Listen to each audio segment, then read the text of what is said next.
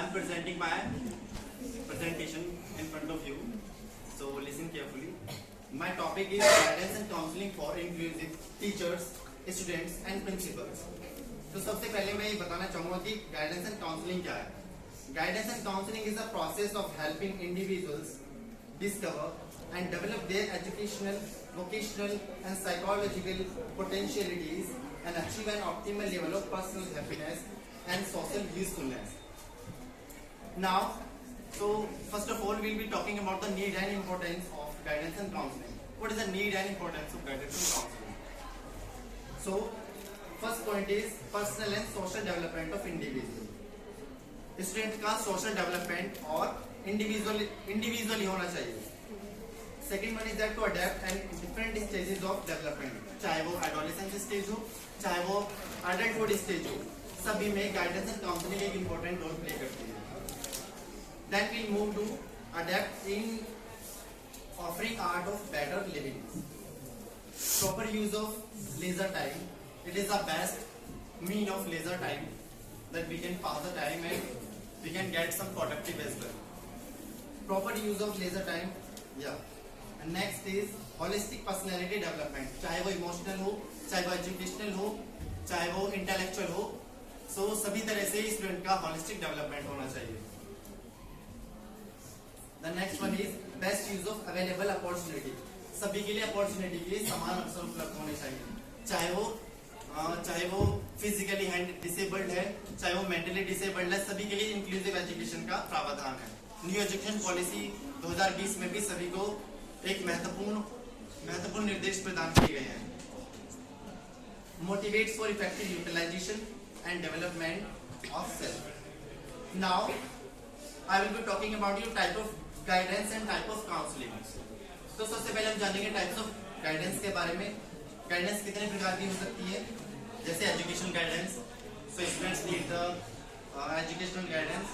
Then vocational guidance, वो personal guidance भी हो सकती है, सोशल गाइडेंस भी हो सकती है और हेल्थ रिगार्डिंग गाइडेंस भी हो सकती है. So it's depend on you that in which profession you are. Types of counselling, this में भी the directive counselling, that is a counsellor centred. इसमें जो काउंसलर होता है वो सेंटर्ड होता है. और नॉन डायरेक्टिव काउंसलिंग में क्या होता है, काउंसलिंग सेंटर्ड होता है. इसमें काउंसलर सेंटर्ड नहीं होता है, इसमें काउंसलिंग सेंटर्ड होता है. काउंसलिंग को देख करके उसका निर्देशन किया जाता है. Then will be knowing about the difference between guidance and counselling. Guidance और काउंसलिंग में डिफरेंस क्या होता है, तो सबसे पहले जानेंगे हम गाइडेंस के बारे में. तो गाइडेंस ग्रुप्स में दी जा सकती है, जबकि काउंसलिंग ग्रुप्स में नहीं दी जा सकती. सबसे मेन इंपॉर्टेंट फैक्टर इसका यही है. सेकंड क्या है, face to face relation is not essential. Guidance में फेस टू फेस रिलेशन हो या ना हो, हम किसी को मैसेज टेक्स्ट के द्वारा भी दे सकते हैं गाइडेंस, लेकिन अगर हम काउंसलिंग दे रहे हैं तो फेस टू फेस उसमें होना जरूरी है. चाहे वो वेबिनार्स के थ्रू हो, चाहे वो सेमिनार्स, चाहे वो जूम मीटिंग हो, स्काइप मीटिंग हो, etcetera. Third one is that the task of guidance worker is not as serious as that of a counsellor. इसमें काउंसलर ज्यादा सीरियस नहीं होता है, लेकिन यदि हम काउंसलिंग की बात करें तो उसमें काउंसलर जो है उसमें ज्यादा सीरियस होना उसका जरूरी है. cordial and satisfying relationship is not needed. और in the counseling cordial and satisfying relationship is needed. और यदि हम काउंसलिंग की बात करें तो इसमें aims to solve the problem. इसमें एक प्रॉब्लम को सोल्व किया जाता है, चाहे वो तुम्हारी करियर से रिलेटेड प्रॉब्लम हो, हेल्थ से रिगार्डिंग प्रॉब्लम हो, anything else. So now will we move to inclusive in education. What is inclusion in education?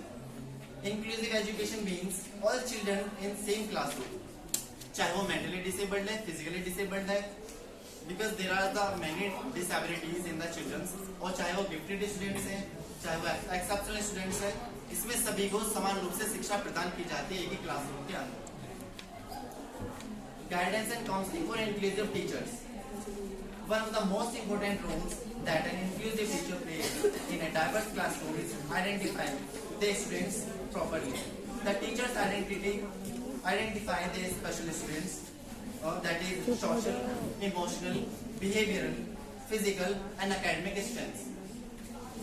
Guidance and counseling for inclusive students तो जैसे कि आपको पता है कि न्यू एजुकेशन पॉलिसी में भी बच्चों पर इतना ध्यान दिया गया है, उसमें बताया गया है कि जो हमारी एजुकेशन है, चाहे वो करिकुलम है, वो चाइल्ड सेंटर्ड होना चाहिए, ना कि टीचर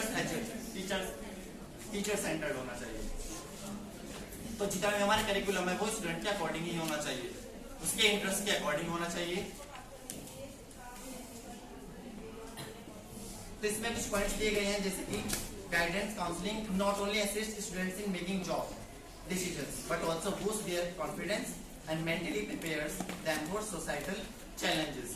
ये societal challenges को भी एक महत्वपूर्ण भूमिका अदा करता है। ठीक है बेटा, अब आप अगर अपने जो आपने टॉपिक पढ़ा है, आप इसमें से अगर कुछ बच्चों से पूछना चाहते हो तो पूछ सकते हो, कुछ क्वेश्चंस करो आप। मैम एक स्लाइड अच्छा चलिए। Guidance and counselling for inclusive principles. तो जैसे कि हमारे प्रिंसिपल सर बैठे हैं, तो ये टॉपिक बहुत ज्यादा इंपॉर्टेंट है। So they should give directions to school or college to offer a suitable, approved and diversified curriculum and guidance and counseling that caters for the diverse needs of learners and the ministry guidelines. So thank you to all. If someone has any questions regarding my topic, the guidance and counseling, then you may ask. कोई question किसी को है?